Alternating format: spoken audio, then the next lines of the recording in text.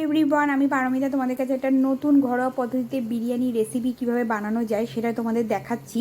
তো আমি তোমাকে চারটা দিয়ে দেবো যে আমি মাংসটাকে কী কী দিয়ে ম্যারিনেট করে রেখেছিলাম। তো মাংসটা ম্যারিনেট করে রেখেছি, তারপরে আমি পেঁয়াজটাকে কুচিয়ে নিয়েছি যাতে বেশি রিচ না হয়, আর আদা অল্প রসুন দিয়ে আমি মশলাটা কষিয়ে নেওয়ার পর মাংসটা দিয়েছি। আর এটা হচ্ছে নাফিসের চাল বিরিয়ানির। এটা আমি এখানে লুজ কিনে নিয়ে এসেছিলাম, তো এটাকে আমি 1 ঘন্টা মতন ভিজিয়ে রেখেছি। তো ভিজিয়ে রাখার পর তারপরে তোমরা দেখতেই পাবে পরপর কী করব। তো এটা আমি বিরিয়ানির মাংসটা কীভাবে ম্যারিনেট করে রেখেছি সেই চারটা তোমাদের দিয়ে দিচ্ছি।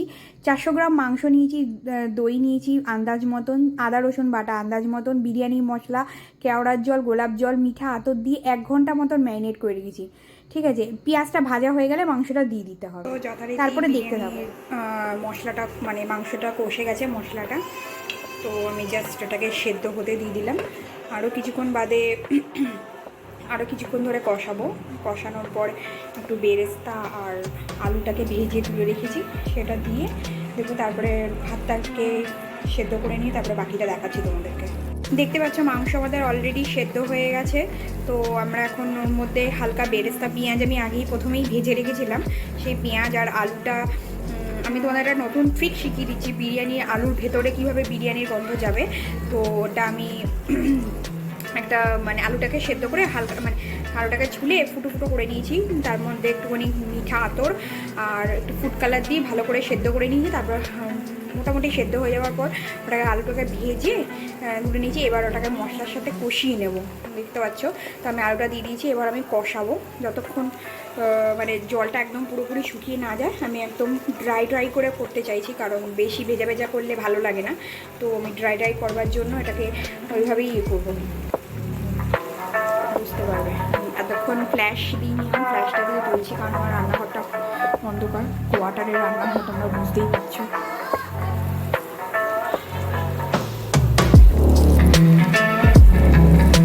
দেখো আলুটা আমরা মিক্সড করে দিয়েছি, এর মধ্যে সামান্য একটু বিরিয়ানি মশলা দেবো আর তারপরে একটু সামান্য মিঠা আতর আর কেওড়ার জল দিয়ে আমি নামিয়ে নেবো জাস্ট। তারপরে ভাতটাকে আমি সেদ্ধ করবো, দেখাচ্ছি তোমাদের তারপরে স্টেপগুলো। তো আমার হয়ে গেছে অলরেডি, তো আমি সামান্য বিরিয়ানি মশলা দিয়ে আর মিঠা আতর দিয়ে নামিয়ে নেবো।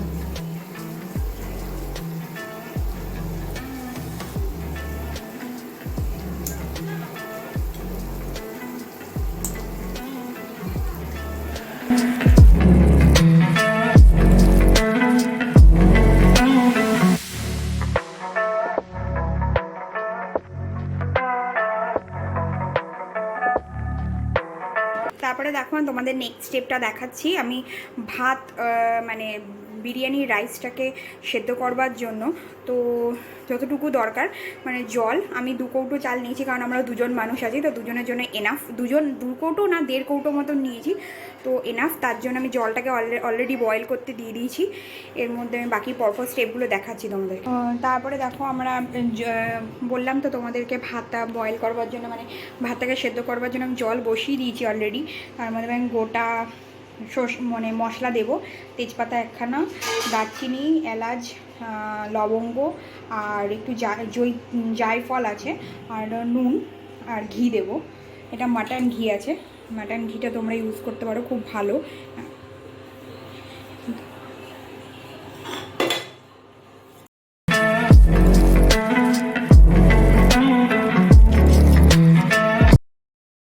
তো দেখতেই পাচ্ছ দুধটা হয়ে গেছে, দুধটা আমি একটু মাইক্রোওভেনে গরম করে নিলাম, তার মধ্যে সামান্য একটু ফুড কালার দেবো। তো আমি দুধের মধ্যে একটু সামান্য চিনি দিয়ে দিলাম, কারণ চিনি একটু বিরিয়ানিতে হালকা মিষ্টি মিষ্টি না হলে ভালো লাগে না।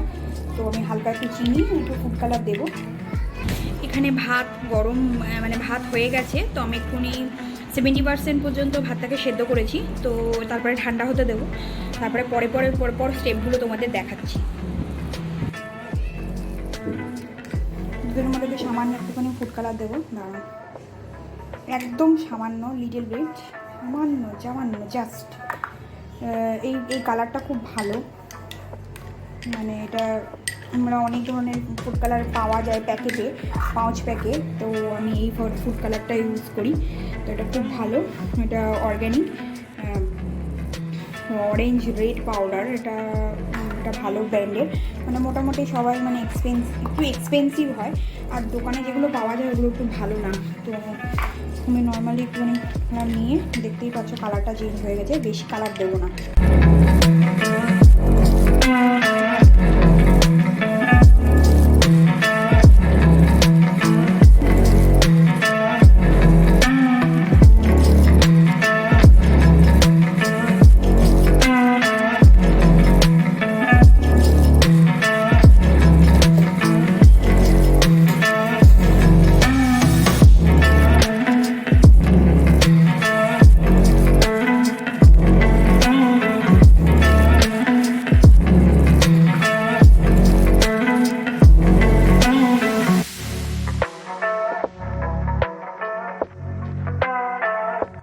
তোমরা দেখতেই পাচ্ছ আমি লেয়ারিং করে দিয়ে দিচ্ছি, প্রথমে রাইস, তারপরে মাংস, তারপরে ভাত দিলাম, একটু বেরেস্তা ধনেপাতা ছড়িয়ে দিলাম ওপর দিয়ে।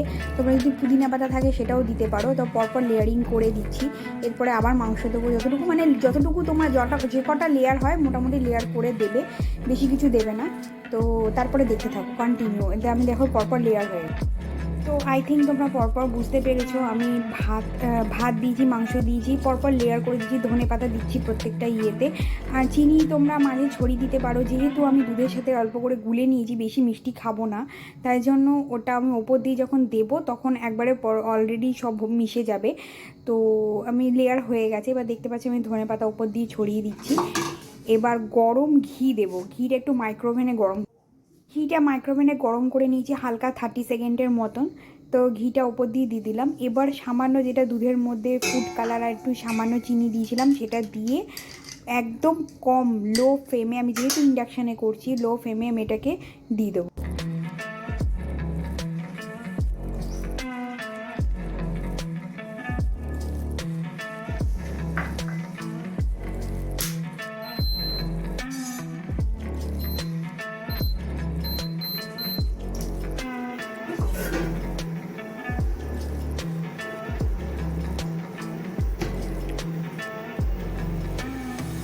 তো দেখো আমি দমে বসিয়ে দিয়েছি, আমি ইন্ডাকশানে করছি কারণ এখানে গ্যাস নেই। তো আমি একদম লো ফ্লেম করে দমে বসিয়ে দিয়েছি বিরিয়ানিটা। তো একদম হোমমেড বিরিয়ানি তোমাদের দেখালাম যেরকমভাবে। তো 2-3 জনের জন্য ইনাফ এরকমভাবে রান্না করা, কিন্তু বেশি লোক হলে একটু সমস্যা হয়। তো দেখতে থাকো, পরের স্টেপগুলো দেখাচ্ছি কেমন হয়, টেস্ট কেমন হলো তোমাদের সব জানাবো। এটা হচ্ছে আমাদের কমপ্লিট রাইস, মানে বেড়ে ফেলেছি। কেমন হয়েছে?